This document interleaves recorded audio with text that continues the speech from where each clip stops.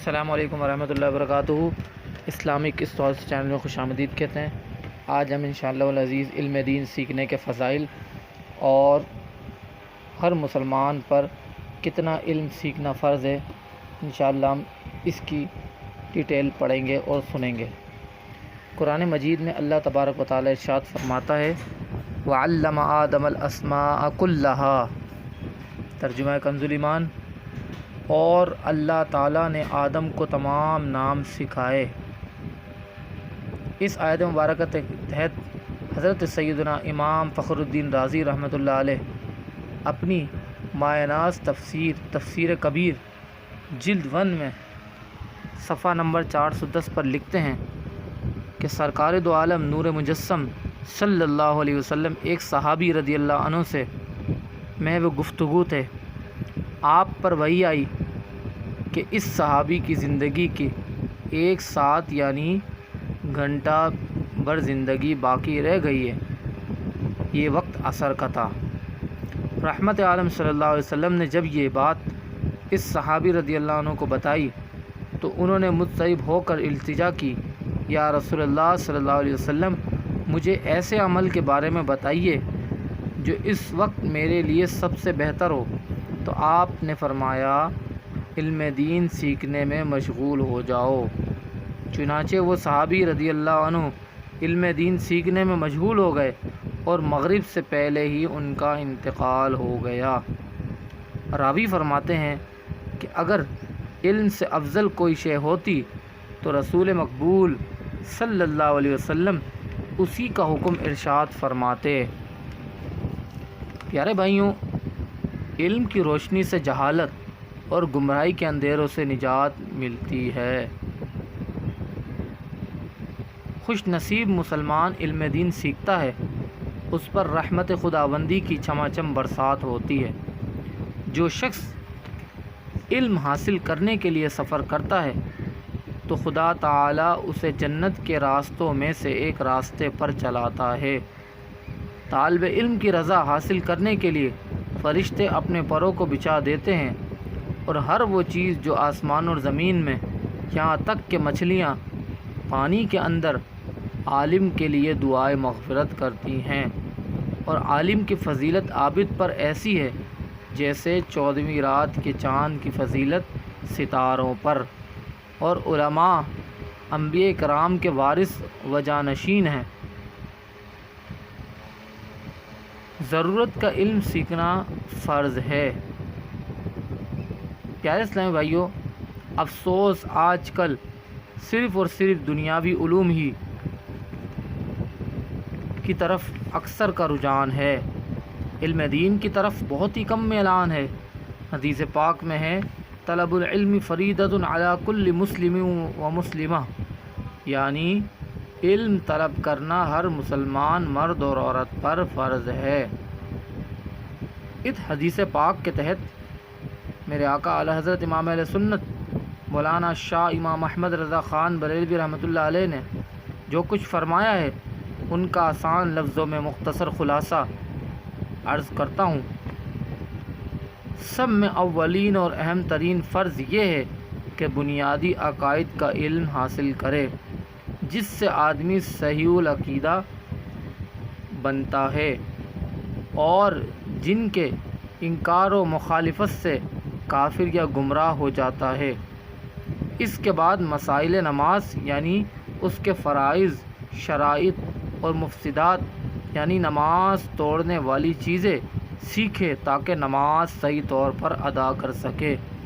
پھر جب رمضان المبارک تشریف لائے تو روزے کے مسائل، مالک نصاب یعنی حقیقتاً یا حکماً بڑھنے والے مال کے نصاب کا مالک ہو جائے تو زکوٰۃ کے مسائل، صاحب استطاعت ہو تو مسائل حج، نکاح کرنا چاہے تو اس کی ضرورت کے مسائل، تاجر ہو تو خرید و فروخت کے مسائل، مزارع یعنی شتکار و زمیندار کھیتی باڑی کے مسائل، ملازم بننے اور ملازم رکھنے پر اجارے کے مسائل، وعلی ھذہ القیاس یعنی اور اسی پر قیاس کرتے ہوئے ہر مسلمان عاقل اور بالغ مرد اور عورت پر اس کی موجودہ حالت کے مطابق مسئلہ سیکھنا فرض عین ہے۔ اسی طرح ہر ایک کے لیے مسائل حلال و حرام بھی سیکھنا فرض ہے۔ نیز مسائل قلب یعنی باطنی مسائل یعنی فرائض قلبیہ باطنی فرائض مثلاً عاجزی اور اخلاص اور توکل وغیرہ، اور ان کو حاصل کرنے کا طریقہ، اور باطنی گناہ مثلاً تکبر، ریاکاری، حسد وغیرہ، اور ان کا علاج سیکھنا ہر مسلمان پر اہم فرض ہے۔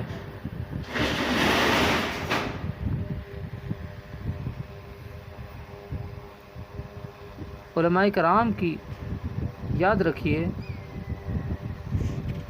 باقاعدہ علم دین حاصل کرنا ہر مسلمان پر فرض ہے۔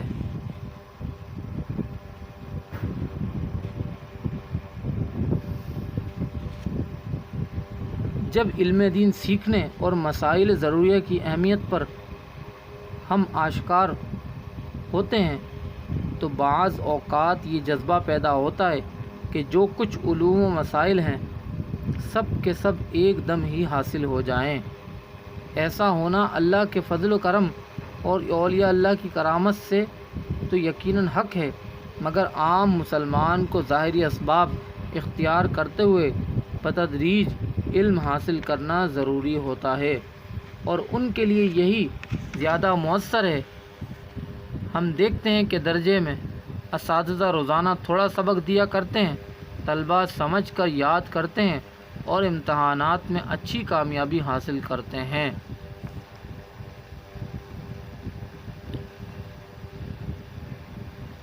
نماز میں فرض و واجب اور سنت موقدہ کا ترک کرنے کا حکم۔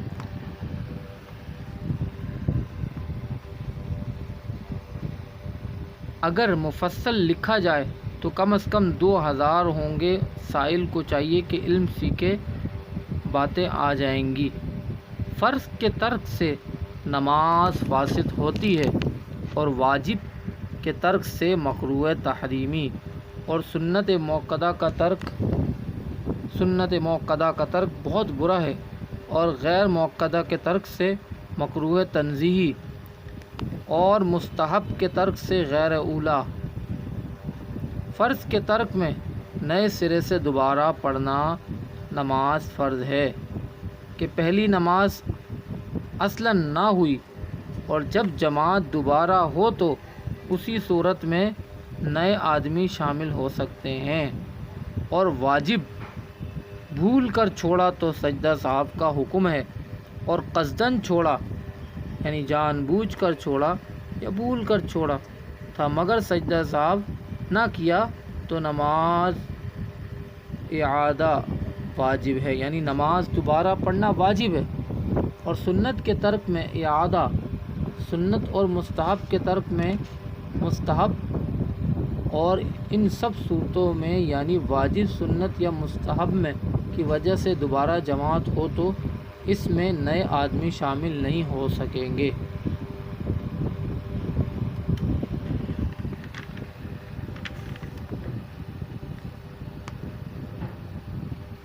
کیا مسجد کا پانی دوسرے کی جگہ استعمال کر سکتے ہیں؟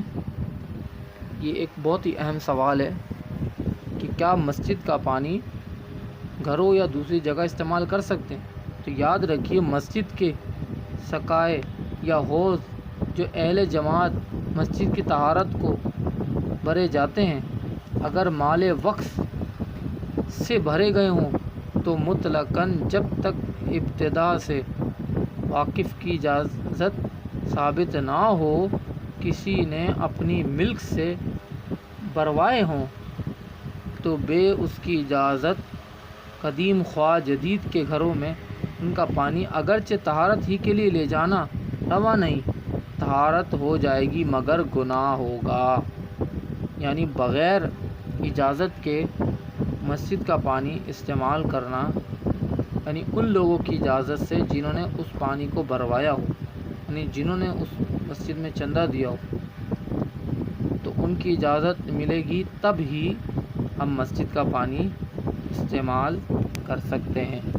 اللہ رب العزت سے دعا ہے کہ ہم نے جو بھی کچھ علم دین سیکھا، علم دین کے فضائل سیکھے، علم دین ہر مسلمان پر کتنا سیکھنا فرض ہے، یہ سب کچھ ہم نے آج سے